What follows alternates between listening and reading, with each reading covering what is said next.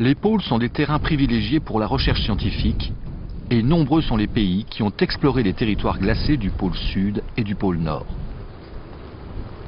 Le pôle nord est situé au milieu d'un océan recouvert d'une épaisse banquise.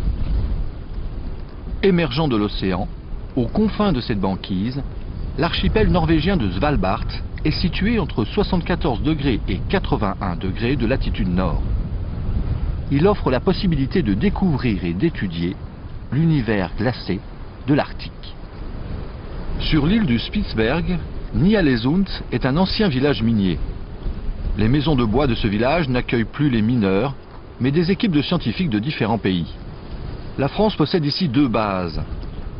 Charles Rabot, situé dans le village même, et Jean Corbel, situé à 6 km du village.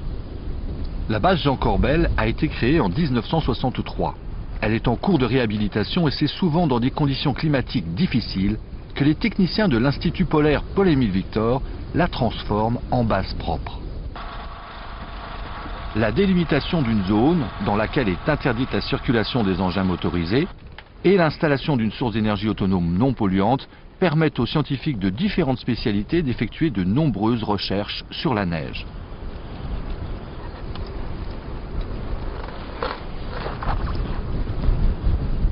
Autre intérêt, le village de Ny-Ålesund est facilement accessible en avion.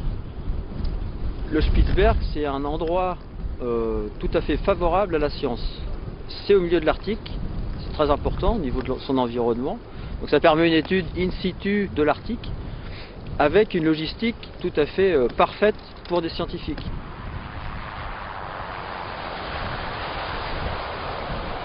Depuis l'Europe, depuis Paris, on peut mettre moins de 20 heures pour aller au Spitsberg. Ce qui fait que les scientifiques se retrouvent par 80 degrés nord, font leurs études pendant 3 semaines et repartent en avion. En réalité, il existe très peu de sites en Arctique où les scientifiques peuvent bénéficier de cette facilité d'accès et de ce confort pour travailler dans de bonnes conditions. En Arctique, les conditions météo changent vite. Venir travailler dans ces régions au climat extrême n'est pas toujours une partie de plaisir. Aussitôt arrivé à Ny-Ålesund, l'équipe du laboratoire de glaciologie et de géophysique de l'environnement de Grenoble, dirigée par Christophe Ferrari, est à pied d'œuvre. Sa mission, effectuer des prélèvements atmosphériques et procéder à des analyses de la couche neigeuse.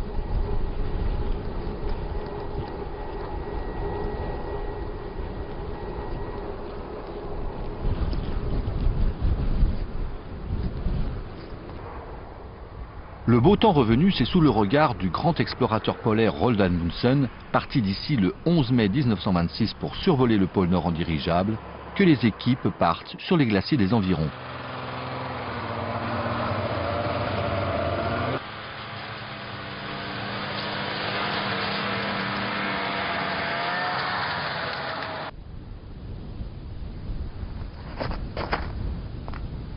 Paradoxalement, les zones polaires les plus isolées et les plus inaccessibles de la planète sont les révélateurs de la dégradation de notre environnement.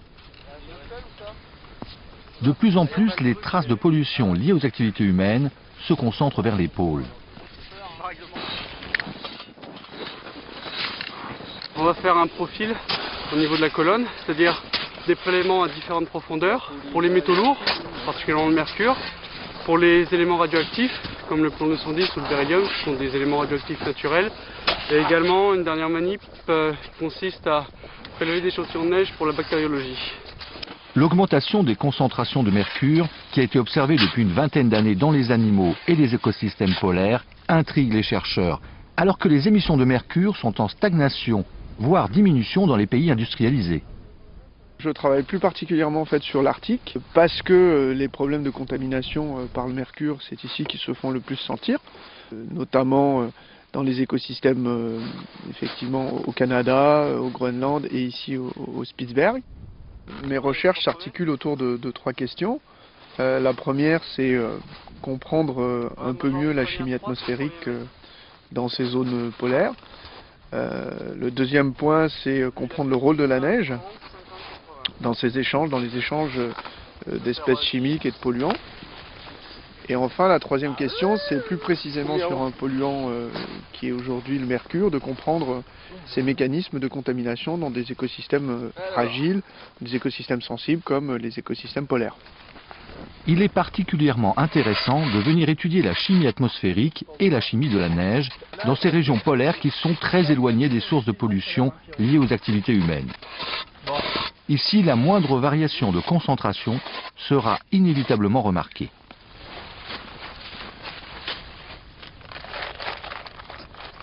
C'est parti. Alors là j'ai pris des prélèvements dits ultra propres, le plus propre possible en tout cas, en vue d'analyse de métaux et en particulier du mercure. Et étant donné les concentrations très faibles qu'on va retrouver dans la neige, il faut prendre des précautions de propreté pour pas nous-mêmes amener une quantité non négligeable de ce qu'on va mesurer. Alors, comme toutes les zones polaires, c'est déjà des zones propres. Sur lesquels on va voir très rapidement les variations pour tel ou tel constituant, tel ou tel polluant.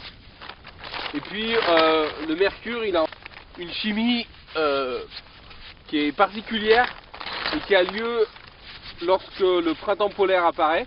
Alors vous dire quoi et comment ça marche, ça on n'en sait rien encore. Les concentrations de mercure dans l'atmosphère, dans l'air, elles chutent.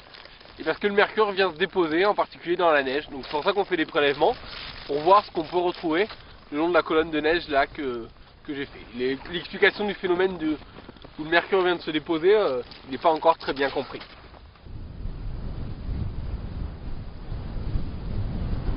L'Arctique est un laboratoire irremplaçable pour étudier aussi bien la pollution de notre planète que le réchauffement du climat ou encore l'adaptation des espèces animales à cet univers si particulier.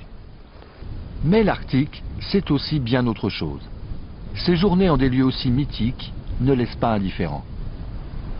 C'est aussi un rêve parce que je crois qu'on a tous rêvé de venir sur ces lieux aussi purs, aussi beaux, en tout cas ici au Spitzberg, mais comme au Groenland. Et puis je trouve qu'à chaque fois, pour moi, c'est quasiment initiatique de revenir ici. C'est de s'éloigner un peu des activités pour aller vers un milieu qui est protégé, plus propre et plus serein, et pour la réflexion et puis pour la compréhension de ce que l'on vient, des questions qu'on se pose.